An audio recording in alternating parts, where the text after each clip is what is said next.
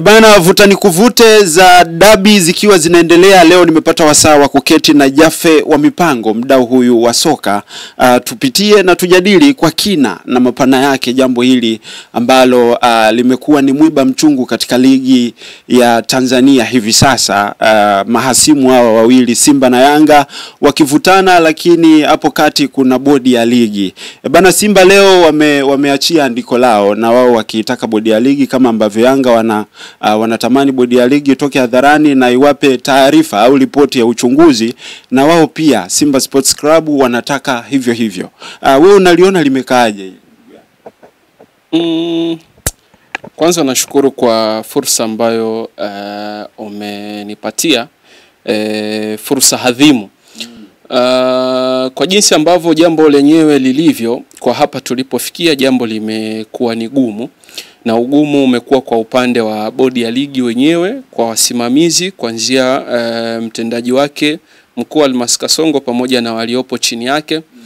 Lakini jambo limeendelea kugongelewa zaidi msumali na klabu ya Young Africans kwa taarifa ambayo ilitoka pia na wenyewe wakitoa taarifa kwa umma siku ya jana tarehe 9, lakini pia kupitia mkutano waliofanya pale Jangwani, makao makuu ya klabu ya Young Africans na waandishi wa habari. Bado linaendelea kuleta mzigo mzito wa tafakuri katika uongozi wa bodi ya ligi, lakini mzigo huo pia unahamia kwa Simba Sports ambao wao pia wanaendelea kutoa taarifa kwa umma kupitia kurasa zao, na mara kadhaa pia kupitia msemaji wao vituo kadhaa vya habari amekuwa akihojiwa na kizungumza kuhusiana na dabi itaendelea kuwepo, hata wabiduke malamia bado dabi itaendelea kuwepo. Kwa upande wangu mimi, kwa jinsi ninavyoona mfukuto wa hili jambo, Mr. Augusto, kwa hivi sasa huna wa kumwangushia mzigo wa matatizo zaidi ya bodi ya ligi. Bodi ya ligi kwa sababu gani? Bodi ya ligi jana CEO amezungumza mara baada ya Young Africans kuitikia wito ambao walipokea barua tarehe 7. Lakini mara baada ya mazungumzo ya ndani, waandishi wa habari walitaka habari, na bodi ya ligi ikawa haina hiana ya kuwapa habari waandishi wa habari. Katika matakwa ambayo yamezungumzwa na bodi ya ligi, wengi tulijiuliza kwa nini Young Africans watake hatua za haraka zichukuliwe, kwanza kwa yeye mwenyewe mtendaji mkuu wa bodi ya ligi, katibu wa TFF Wilfred Kidau, kamati ya masaa 72. Lakini ukiachilia yote hayo, Young Africans pia katika kuzungumza kwao ndo tukabaini kwamba tatizo lilianzia pale ambapo simu ilipigwa meneja kuzuiliwa, kuambiwa aizuie klabu ya Simba Sports kuingia kufanya mazoezi. Tunachojiuliza, leo itakuwa ni siku ya kuzungumza kwa kujiuliza maswali mengi ambayo mimi na mtazamaji tutataka tusaidiane. Tunachojiuliza, unapozungumza kiongozi wa serikali alipiga simu kwa meneja wa uwanja kutaka klabu ya Simba isiingie kufanya mazoezi, ikiwa kikanuni ni haki yake ya msingi, na kweli likafanikiwa kwa kivuli cha kuonekana mabodyguard wa Young Africans ndo wameizuia Simba kuto kufanya nini? Mazoezi, na likabebeka hivyo. Ni dhahiri shaili bodi ya ligi mlikubali kuficha madudu ambayo yalitakiwa kutolewa taarifa ya haraka ya kiuchunguzi, ambayo leo vilabu vyote vinaendelea kuiulizia taarifa ya uchunguzi ambayo majawabu yake hayapo mpaka hivi sasa.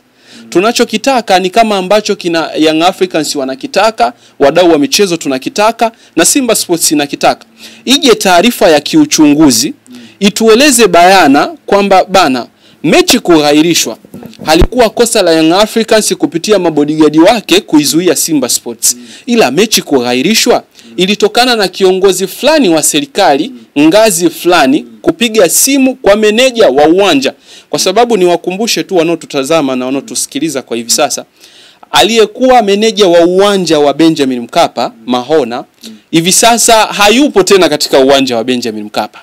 Yupo kaimu meneja katika uwanja wa Benjamin Mkapa. Yule ametolewa katika eneo lake la kazi kapelekwa katika eneo lingine. Maana yake ni nini? Maana yake ni kupunguza mzigo wa tatizo ambalo hivi sasa upo. Yule meneja umbadilishie mazingira ya kazi ili huyu aliyopo aonekane ni mtu salama. Kwa sababu tumbadilishie kituo cha kazi ili swala mpaka lidafikiwa tarehe yake ya kuchezwa wasimkute yule meneja yupo katika eneo lake la kazi. Sasa hapa kuna mazingira ya wazi ya kwamba hao viongozi ndo wanaotia dosari mpira wetu. Hao viongozi ndo ambao wameleta kashikashi mpaka hivi sasa. Na yawezekana wote wanawafahamu viongozi, ila shaka yao ni pale watakapotaja majina yao. Ndo wasiwasi ambao upo. Kwa sababu kama ndani mmeweza kuzungumza, sisi tunabaki na maswali ambao sasa hatakuwa sehemu ya hicho kikao. Kiongozi ni nani? Kama Yanga wanataka kumjua kiongozi ambaye alipiga simu kuizuia timu ya Simba isiingie kwenye mazoezi. Je, kiongozi alikuwa ni mtu wa Young Africans? Kiongozi alikuwa ni mtu wa Simba Sports? Kiongozi alikuwa ni mpiga ramli, aliiona dabi kimatokeo kwamba haitokuwa na usalama labda kwa timu A kwenda kwa timu B, ndio maana ikazuiliwa ili dabi isiwepo. Lakini pili, wanachokifanya Young Africans, tunaomba tueleweke vizuri. Wanachokifanya Young Africans hakitofautiani na walichokifanya Simba Sports. Isije ikaeleweka vibaya. Hakitofautiani na walichokifanya Simba Sports. Maana baada ya Simba kuzuiliwa kufanya mazoezi, usiku wa tarehe 8, usiku wa tarehe 8, kwa maana ikiwa siku imeshapinduka ya usiku wa tarehe 7, walitoa barua ambapo asubuhi walio wengi wanaamka wanakutana na kwamba Simba Sports haitopeleka timu na mpaka hatua zitakapochukuliwa kwa wale waliohusika. Ilikuwa ni very short and clear. Walimaliza pale.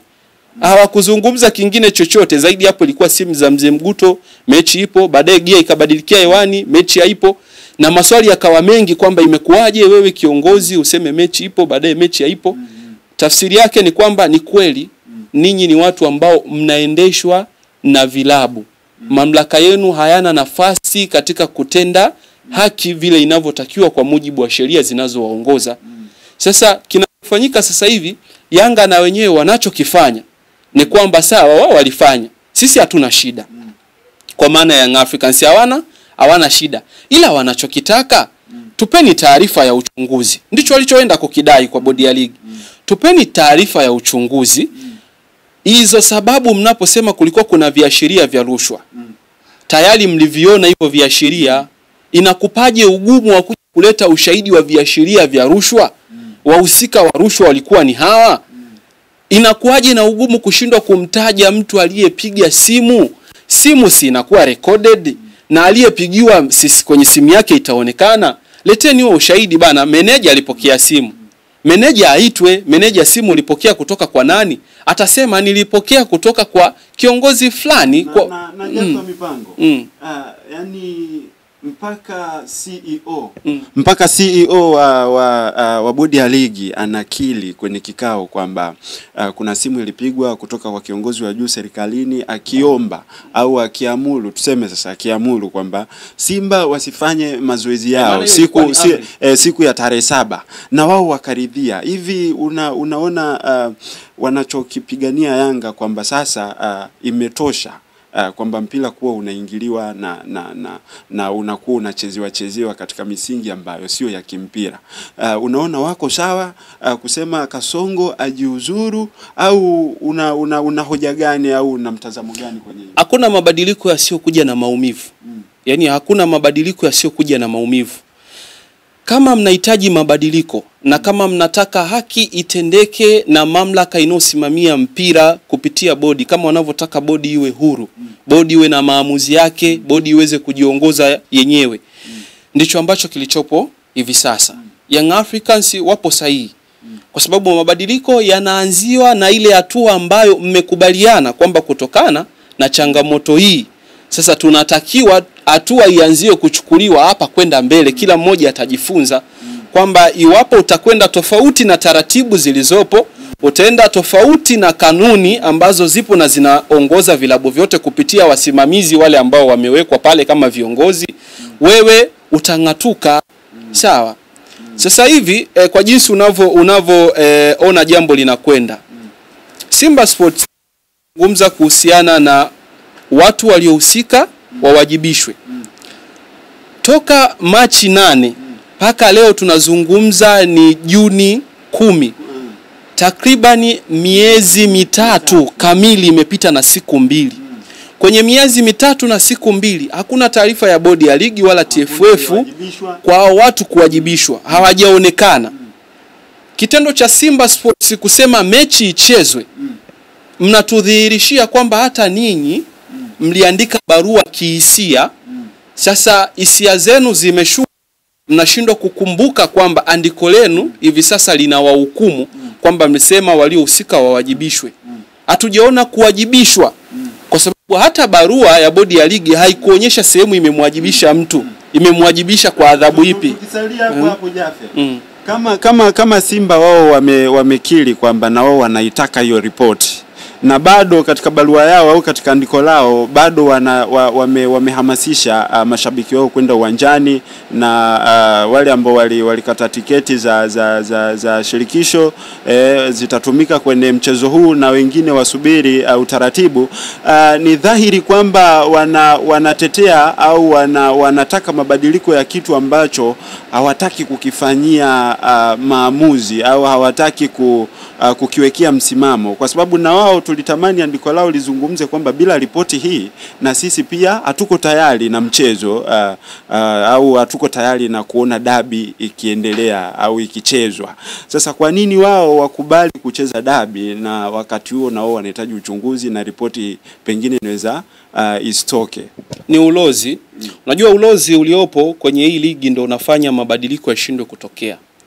Na uonekane mpira wa Afrika ni mpira ambao unaendeshwa kivyake, unachezwa kivyake, na mifano inakuwa mingi ya kuhusianisha sijui EPL, La Liga, ligi ambazo tayari waishajipambanua, ligi ambazo tayari waishavuka kwenye level za njaa. Yaani level za njaa zimeshavukwa, ndio maana hata hivyo viashiria vya rushwa ni nadra sana kuvikuta vinatokea katika mataifa hayo. Sasa kitendo cha ninyi kutoa andiko ambalo linataka taarifa ya kiuchunguzi iwe hadharani, si kwamba ni hoja yenu ya msingi, kwa sababu katika barua hoja yenu katika taarifa ambayo mmeitoa, of course ni taarifa kwa umma, hoja yenu ya msingi ni dabi kuchezwa. Hii ni sehemu ya mengineyo.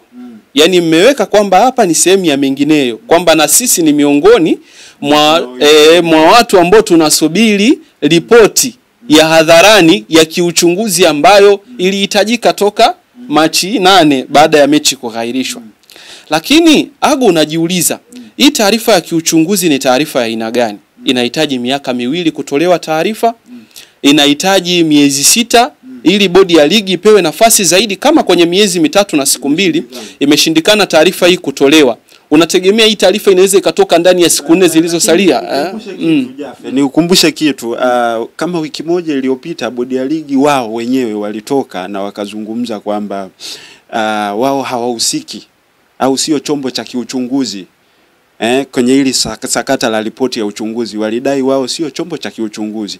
Sasa tujiulize, nyinyi mmekana kwamba nyinyi sio chombo cha kiuchunguzi na nyinyi hamuhusiki na kutoa ripoti ya uchunguzi. Je, Simba na Yanga wanavodimandi hiyo ripoti ni kwamba wao hawajui kwamba bodi ya ligi sio chombo cha kiuchunguzi, au bodi ya ligi anajikanyaga mwenyewe? Sasa kaka, mpira ndio vile tunarudi kule Ago. Kuna taratibu na kanuni zinazoongoza mpira wa miguu. Limetokea jambo ambalo ninyi mliona kuna viashiria vya rushwa. Nani aliyeona viashiria vya rushwa mpaka mechi kagairishwa? Si ni bodi ya ligi? Kwani Yanga ndo aliona viashiria vya rushwa au Simba Sports? Ni bodi ya ligi hawa. Bodi ya ligi wanachokifanya, wanapeleka kwenye mamlaka husika inayozuia na kupambana na nini? Na rushwa. Kwa nchi yetu ni TAKUKURU. Imepelekwa na nani? Na bodi ya ligi. Sisi tukija tunakuja kukudai wewe uliyepeleka kule kwamba wewe usiki na hiyo mamlaka. Unawategemea wale wabobezi katika hiyo mamlaka wakusaidia kufanya huo uchunguzi. Ili huo uchunguzi ukusaidie wewe kutoa taarifa ya kiuchunguzi ambayo hivi sasa inahitajika. Sasa lazima waje kwako, tusaidie. Sisi tunapokosa chakula nyumbani na tunajua baba ni wewe, tutakuja kukudai baba leo hatujala. Haijalishi una hela au hauna hela, lakini wewe ndo mtafutaji. Sasa inatakiwa bodi ya ligi ije ieleze kwamba bana, kulingana na ripoti tulizozipata kutoka TAKUKURU wametueleza 1, 2, 3, na kwa muktadha huu wahusika ni hawa, tunachukua hatua hizi. Kwa sababu sasa unapopata taarifa ya kiuchunguzi, mwenye mamlaka ya mwisho ya kulitolea adhabu ama hukumu ni wewe, ambaye ndio una mamlaka huku kwenye mpira wa miguu. TAKUKURU hawezi wakaja kukuingilia huku bila wewe kulipeleka jambo lako TAKUKURU. Unaona? Sasa wasitafute sababu ya kuonekana kwamba wao hawahusiki kivipi bodi ya ligi. Hem, tuambie, hahusiki kivipi ikiwa wewe ndio umetoa taarifa? Yaani wapi hahusiki? Aya, tuambie sasa hiyo taarifa inachunguzwa na nani? Labda kuna mamlaka tofauti na TAKUKURU ambao wanatakiwa kuchunguza hili swala. Watueleze bodi ya ligi kwamba hili swala linachunguzwa tofauti na TAKUKURU. Lakini kama linachunguzwa na TAKUKURU na wewe ndio chanzo cha kulipeleka TAKUKURU, wakupe ripoti, wape watu ripoti ya hadharani. Ndicho wanachokitaka. Kwa nini wapepese macho kwenye katika kama hizi? Waseme tu. Na kama limewashinda basi waondoke kwenye nafasi, wapishe. Yaani kwenye hili mimi naomba Watanzania acheni usimba, wekeni usimba pembeni, wekeni uyanga pembeni, alafu vaeni uhusika wa kutafuta haki ya wasimamizi wanaosimamia hii bodi ya ligi. Na waelewa wanapoenda mbali kusema kwamba kuna timu zinanufaika. Wewe unaweza ukajitoa kwa sababu unakuwa ni mtu ambaye unatafuta haki iwe upande wako. Lakini hata wewe unapokuwa mhusika lakini unalipigia lile swala kelele, mnahitaji kuona hatua stahiki zinafanyaje? Zinachukuliwa. Leo mfano ilikuwa mechi ya Simba na Yanga.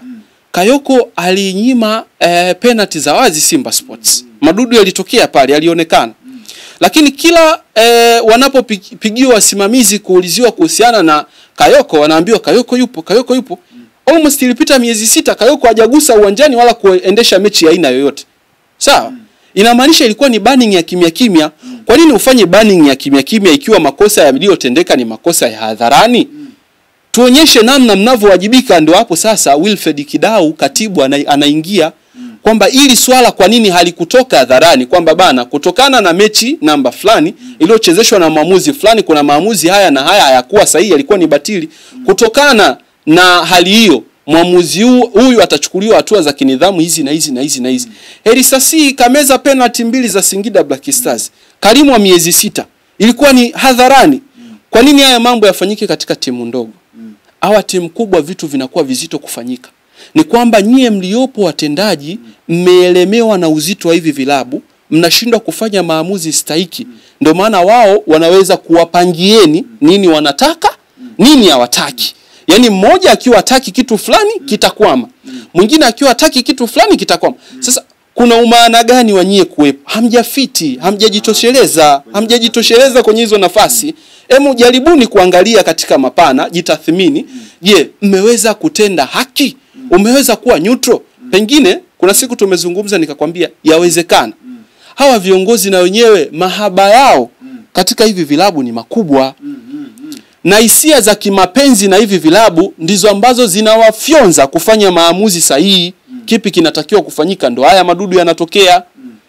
Be straight, fanya maamuzi yale yanotakiwa. Lungu linatakiwa lipigwe kwa Simba, lipigwe kwa Simba. Lungu hili linatakiwa lipigwe kwa Yanga, lungu lipigwe kwa Yanga. Isiwepo namna ya kutafuta uhaueni. Na hichi ndicho kinachoiponza.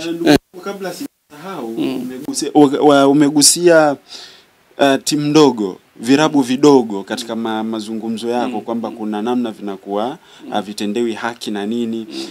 Auoni kwamba hii ndo ilikuwa nafasi na ya wao kutoka hadharani kuzungumza, au ni either kuunga mkono hivi virabu vikubwa viwili ambavyo wao hata wakikaa kimya majambo yao pengine yanaenda, lakini nyinyi ambao huwa mnasiginiwa kunguni na bado katika rupu kama hii ambayo mnaweza mkatoka na nyie mkazungumza kwamba bwana kweli na sisi hatuna imani na bodi ya ligi, bado mmekaa kimya. Auoni ni kwamba wanaendelea kujitengenezea mazingira ya kuonekana kwamba ligi sasa ni ya virabu viwili? Uoga. Kanuni yoyote ya uoga kuzuia kupata haki yako ya msingi hata kama ulikuwa unastahili. Uoga ndio unafanya hivyo vilabu vingine viendelee kubaki nyuma. Falsafa moja inasema mabadiliko yoyote huwa yanafanywa na mtu wa kawaida. Yaani mtu wa hali ya chini ndo anayehitaji mabadiliko ili kujinasua kutoka kwenye kunyonywa, kunyanyaswa mpaka kuipata haki yake. Uwezi ukasema Simba na Yanga wanataka mabadiliko. Hakuna wanachokitaka kwa sababu wao ndo wanufaika wa sheria kandamizi katika vilabu vingine. wao ndio watu wanaonufaika na maamuzi ya waamuzi kuliko vilabu vingine. Kwa hiyo ukiwaambia kuhusiana na mabadiliko, wanajua kabisa yatatuumiza sisi ambao tunanufaika na hayo nini mabadiliko. Kitendo cha hivi vilabu vingine kukaa huku chini na kuogopa kuja kushinikiza sasa haki itendeke, ionekane ni haki, kama ni makosa yaonekane ni makosa. Ni nini kinachowafanya? Ni uoga wa kuona sheria zitakandamizwa kwa upande wao, kwa sababu hawana nguvu hizo za kiuchumi, za kiuwekezaji, za kuidhibiti mamlaka kushindwa kufanya maamuzi yake. Mwisho wa siku uofu yao ni kwamba tunaweza tukapigwa lungu, tukashushwa daraja. Ishushwa daraja Pamba kule kaka, ina faida gani Pamba kaka? Itashushwa daraja, watalia, watapiga kelele, lakini haitasaidia kitu. Ni tofauti ilivyo kwa hao watu ambao tayari wao wameshawekeza kwenye rasilimali watu.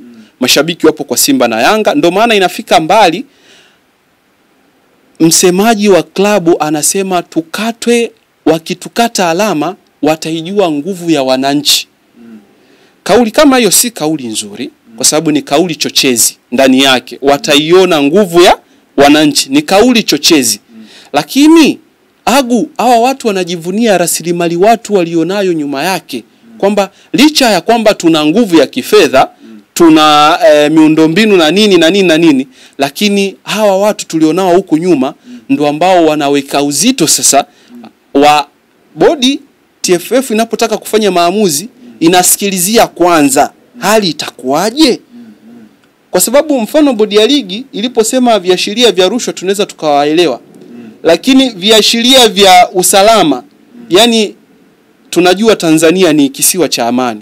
Sasa kulikuwa kuna viashiria gani pale uwanja wa Benjamin Mkapa vya uvunjifu? Kwa unaona ni namna tu ambavyo tayari ameshawapalia kiukweli Augusto, na hapo tu wasipepese macho, wafuate matakwa waliopewa, wafuate kile ambacho Simba inakihitaji, taarifa ya kiuchunguzi waweke bayana. Kama ni kiongozi basi wataje. Wewe kama ingekuwa huyo kiongozi hana umuhimu wa kutajwa, usingemzungumza kwenye hicho kikao ambacho mmeitia. Kwa nini mumuweke kama sehemu ya ajenda yenu kuwaonyesha kwamba bodi ya ligi hawakuhusika, wao Yanga pengine hawahusiki, ila chanzo cha tatizo kimetoka kwa kiongozi huyu? Kama taarifa hiyo ni sehemu ya taarifa ya kiuchunguzi, sawa? Kama ni sehemu ya taarifa ya kiuchunguzi, kwa nini hamkuileta mapema hii sehemu ya taarifa ya kiuchunguzi, ili watu waelewe kwamba bana lililotokea ilikuwa ni hili na hili na hili na hili, na mhusika ni huyu hapa. Pengine watu hawana shida kwa sababu walikuwa wameshaweka bayana, bana mechi tutacheza ikitoka taarifa ya kiuchunguzi. Bana mhusika ni kiongozi fulani, A anatoka ngazi fulani, B alitumikishwa na mtu fulani, C. Mbona ilikuwa ni swala ambalo linawezekana? Wewe unapochelewa inawezekana na wewe ulikuwa ni miongoni mwa watu ambao mmo katika hivyo viashiria vya uchunguzi vinavyotakiwa kuchunguzwa. Ndio maana mnakuwa wazito kungamua. Kama wewe sio mhusika, unatakiwa kufanya, wewe ni hakimu, hauhusiki katika kesi ambayo imeletwa mahakamani, utashindwa kuitolea hukumu kulingana na vifungu vya sheria vinavyotaka na ushahidi umeshakamilika. Sasa shida iko wapi? Piga lungu panapotakiwa kupigwa lungu, kwenye haki nyosha haki. Swala linaishia hapo. Kwa nini upepese macho? Kama wewe umenufaika, haya ewala, endelea kulifanya hivyo. Lakini watu washatoa misimamo yao, hatujui sasa tarehe 15 litakuwepo alitokuwepo, hago tusubiri tuone. Wakati tunazungumza, ndugu yangu Jaffe wa mipango, nimepita TFF hapa, nimekutana na taarifa kwa umma. Na taarifa yenyewe imejibu hoja mojawapo ya msemaji wa klabu ya Yanga, ambaye alidai kuwa wao kama klabu wanaidai TFF kiasi cha milioni 200 ambacho ni zawadi ya kushiriki CRDB Federation. Sasa TFF wao wamejibu kwamba fedha hiyo imekatwa katika madeni ambayo Young Africa alikuwa anadaiwa na TFF, ikiwepo ada za wachezaji wa kigeni na mengineyo. Sasa kitu ambacho nataka ni hoji hapa, kwa sababu katika andiko lao hili TFF wamedai kwamba kesho watamuomba mtaalamu wa fedha, ina maana muhasibu wa klabu ya Yanga, kwenda TFF akapatiwe ripoti pamoja na ufafanuzi zaidi kwamba hiyo fedha imekatwaje. Sasa kitu ambacho nataka ni hoji ni kwamba kwa nini hii shirikisho TFF pamoja na bodi ya ligi au tuseme TFF, kwa nini wawe wanasubiri watu wa raise hoja ndo waje kujibu kwamba je, hawakupaswa kumjuza Young African kabla au mapema au wakati tu wamekata fedha hiyo au wakati tu wamelipwa kwamba jamani, fedha zenu zimeingia lakini tumekata kiasi kadhaa kwa sababu tunawadai kiasi kadhaa, na kwa sababu wamesema wana madeni makubwa, hata hii haijatosha, bado wanaendelea kuwadai. Sasa kwa nini taarifa ije baada ya mtu kuja hadharani kusema tunadai hivi na vile? Kwa nini? Yani kuna shida gani ya kimawasiliano baina ya taasisi hii na virabu? Shida sio mawasiliano. Wanawasiliana, ila wanawasiliana katika nini? Shida sio mawasiliano. Unajua kilichopo watu wanachoshindwa kuelewa ni kwamba mamlaka zinaongozwa na watu wanaojua mpira, sio wanaojua uongozi. Sawa? Hawa watu wanaojua mpira, pengine katika kucheza na kuzijua sheria 17 na sheria nyinginezo zinazoongoza mpira wa shirikisho la miguu Tanzania. Lakini uongozi wa mpira hawa watu hawaujui. Sawa? Unapoona madhaifu yanakuwa mengi na changamoto kama hizi zinajitokeza katika nyakati kama hizi, jua kabisa mpo na watu ambao hawana uweledi licha ya kutosha. Yani ni kwamba hao watu hawana uongozi ndani yake katika mpira. Agu unaweza ukawa wewe umepita labda pale TFF umechukua vikozi vyako labda vya kupata taaluma tu ujuzi fulani kuhusiana na mambo ya mpira. Pale unakuwa umepata maarifa ya kinini? Ya kimpira. Lakini tunapokuja kwenye swala la leadership, tunapokuja swala la administration, tunakuja kwenye vitu nyeti ambavyo sasa utachanganya ujuzi wako wa mpira, unachanganya na ujuzi wako wa uongozi, vikusaidie kuendesha kile kitu ambacho kipo mbele yako. Sasa hawa watu mna uhakika mnapowachagua katika nyanja hizo muhimu wanakuwa wametosheleza? Au mnawachagua ni kwa sababu mtu kaja kugombea hiyo nafasi? Mnampa tu kwamba tumpe huyu mtu pengine labda anaweza katufikisha sehemu fulani. Unaona? Lakini mna uhakika anafiti katika uongozi? Kwa sababu hapa ni swala la kiuongozi. Unapokuwa na kiongozi imara, unapokuwa na kiongozi mwenye weledi, maarifa na muwajibikaji, mapungufu kama haya madogo madogo ni ngumu sana kutokea, kwa sababu atakuwa na uwezo wa kufanyia kazi jambo kwa wakati na kuwapa taarifa kwa wakati. Kutokana na hili lililotokea, pesa yenu imeingizwa, kuna deni hili la milioni 150